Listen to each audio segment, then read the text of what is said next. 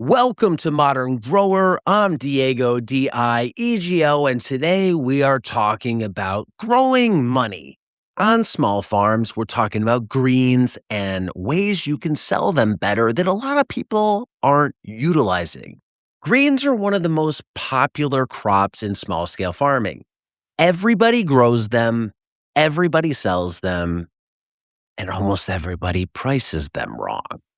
Today, I'm breaking down 5 selling strategies for greens that most farmers never think about. These are not growing strategies. We're not talking pest management, not varieties, selling strategies. How to sell.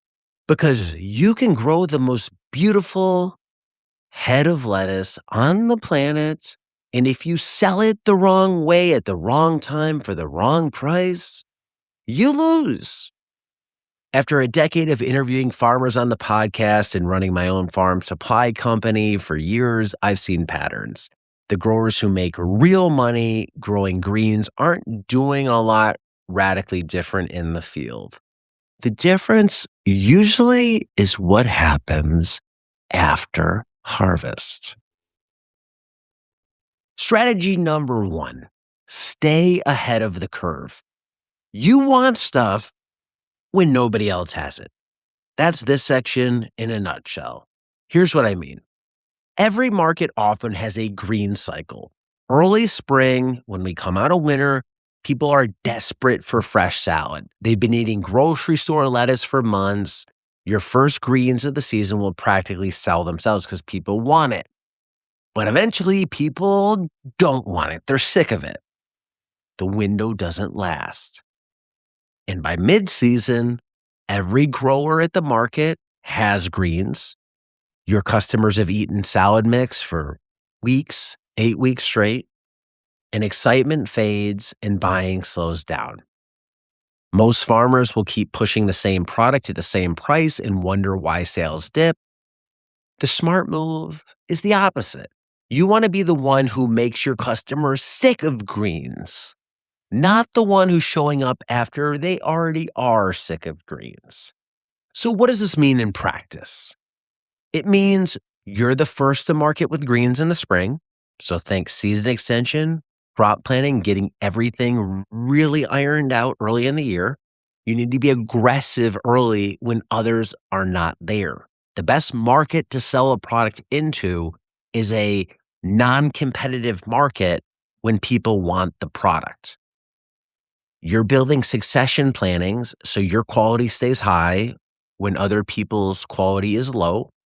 And when you start seeing fatigue, buying demand tip off, customers walking past your salad mix, not buying it, you're already transitioning. You're scaling on to something else. You're shifting to the next thing. Maybe it's summer crops, maybe it's a different green. At this point, you've planned for this. You're not reacting to a slowdown. You've anticipated it. You're trying to use data to stay ahead of the curve so you're not just Joe Average. Strategy number 2, try to sell when others don't have it. This is basic economics, but a lot of people forget this, as obvious it is. The best time to sell greens is when nobody else at the market has greens, including home gardeners.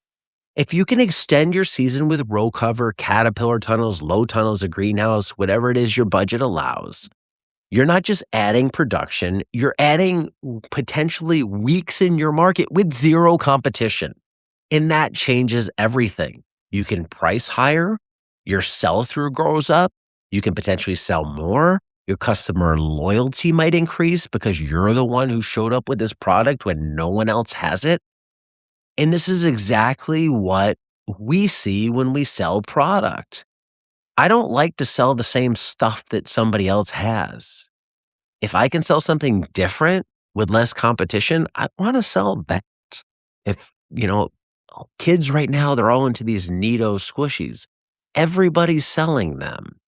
Well, what's that going to do? It's going to make it drive the price down. It's going to become more competitive. You want to be selling the stuff that's brand new to the market that people don't have. The math. Let's do a business breakdown. Greens in peak season, you're one of many vendors. Sell through might be 70 to 80% if you're lucky, because also gardeners are growing these products at home. Greens in the shoulder season, such as late fall, early spring, you might be one of the only vendors with fresh salad mix at the market, and gardeners might not have this stuff yet. Sell through might approach 100%. You might sell everything you grow, which is the goal. And often you can command premium pricing at those times because the competition simply isn't there. The move. Look at your current growing season. Where does it start? Where does it end? And now ask, can you push either end by 4 to 6 weeks? Can you grow even earlier in the spring or even later in the fall?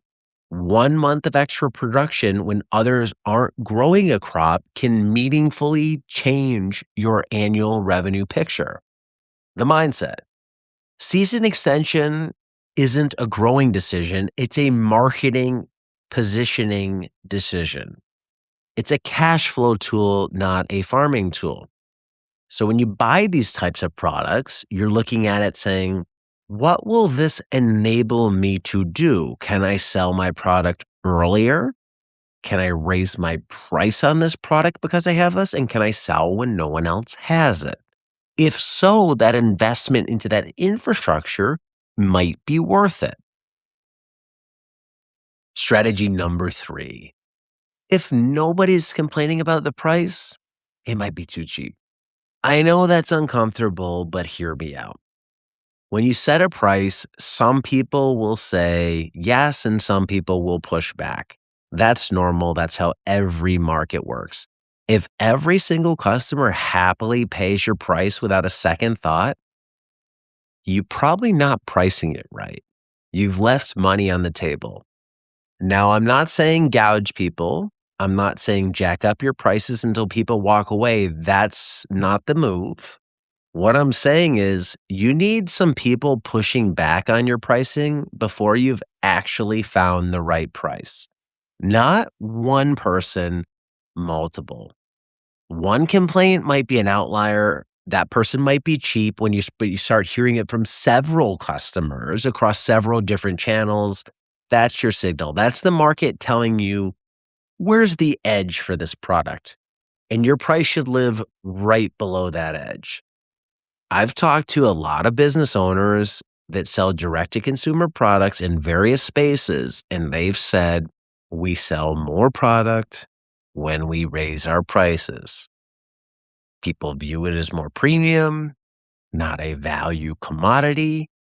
And yes, some people push back, but surprising things happen. People sell more. Here's a pattern from the podcast. After talking to so many farmers, the ones who tend to earn more per unit of greens are the ones who say some version of the same type of thing. I raised my prices. Nobody said anything. Some of them went years without a single complaint. That's not a sign of great pricing. That's a sign that they were undercharging. The farmers who dial this in, it's becoming an experiment. It's not a fixed decision. They raise prices in small increments. They play around higher or lower. They play around with volume size and they adjust what's working, what's not. Just because you hear somebody pricing something a certain way or because your competitor's pricing something a certain way doesn't mean it's right. You need to find what's right for your market, your product, and your customers. And that might require tweaking on a week-to-week basis. So 1 week you might charge $10 a pound for greens. The next week it might be $11, and see if it makes any difference. Strategy number 4. Presentation will get you more money for the same product. You see this in every space. Go to any store, premium products usually have premium packaging. Go to restaurants. Premium restaurants usually have a premium atmosphere compared to value restaurants. You can't make a customer buy from you. It's their choice. But you can make them pay more when they do buy. And the tool to help you do that is presentation. This is well established in retail. The same product displayed two different ways commands two different prices. It's not a trick, it's just how human psychology works. We assign value based on what we see: appearance, packaging, display, all signs of quality. Look at a right off the lot common Ford, look at a right off the lot BMW, and you'll just know the BMW is more expensive and it looks more expensive, even if the cars cost about the same to make. I've had farmers on the podcast who tell me they sell garlic for $5 a head while their neighbors sell it for $1 a head. What's the difference? Booth display, vertical shelving, clean crates, eye-level products, standing up, engaging with customers, signage, all those things, they matter. One farmer put it like this: the only reason people buy from me is because of my display. Not his growing methods. It wasn't because I was regenerative, not his varieties. It was his display that drew the customer in for the first time and got them to stop. Do this at any farmer's market. Walk around. What booths are you naturally attracted to? Is it the ones that look a mess? Or is it the ones that look really clean and really nice? It's probably going to be the ones that look really clean and really nice. Think about it this way. Harry and David sells apples for $5 each. Their product isn't 5 times better than a grocery store apple. Their marketing and their presentation is. You don't need to spend thousands of dollars. Clean packaging, clean labels, vertical displays, branded signage, a professional experience. Be better than your competitors. These create perceived value, and perceived value is what helps you set your price. Strategy number 5, figure out the price you want, mark it up, then offer a deal. This pricing structure that works in many retail environments, and it works at farmers markets too. Here's the basic gist of how it works. You know what you need to charge per unit to be profitable. Let's call that your target price. Instead of listing things as your target price, you set the individual price higher. So I might want to sell a bunch of carrots for $3. That's my target price where I need to be to make money. But I'm going to charge $5. Then I'm going to create a bundle, 2 for $6. This gets me to my target price, well, increases my overall sales. So instead of somebody just buying 1 for $3 and having a $3 sale, I've hit my target price and now I've gotten 2 for $6. I've increased. The customer feels also like they're getting a deal, but you're getting the price you wanted all along. Every fast food company does this. You think they put these combos together just randomly? No. They know that the price they need to hit is the combo deal. And then they'll price the a la carte items, the soda, the burger, the fries. They'll raise those prices up. If they sell them a la carte, great. They make even more money. They want you to buy the combo meal because it's a higher ticket order and they still make their money. This is exactly what a lot of successful farmers do. Individual items priced at a premium, multiple items bundled to move volume. The customer chooses the bundle because they feel like they're winning. They feel like they're getting a deal, and it is a win and a deal for both sides. The math. Let's do the final business breakdown. Say your target price for a bag of salad mix is $4.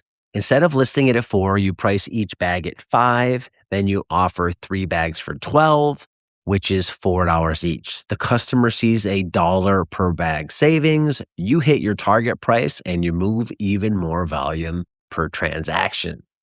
The move. Pick one product this week. Calculate your true target price per unit. Mark the individual price up 15 to 25% above that. Then bundle that to bring it back down to your target and test it at your market and see what works. The mindset. You're not discounting. You're engineering the purchase. The bundle is the price you wanted. The individual price is the anchor that makes the bundle feel like a deal. So let's recap. 5 strategies, all of them happen after growing. Stay ahead of the greens curve. Be first, not last. Sell when others can't, using season extension as a marketing position decision. Use the complaint test if nobody pushes back, you're too cheap. Invest in presentation, perceived value creates real value, and engineering your price with a markup bundle play. None of this requires growing skill, better soil, better varieties, or more land. It requires planning and better thinking. Which of these 5 are you going to try? Drop them in the comments. Now go build a farm business, not just a farm. And I'll see you in the next one. I'm Diego, Diego. Thanks for watching. Till next time, be nice, be thankful, and do the work.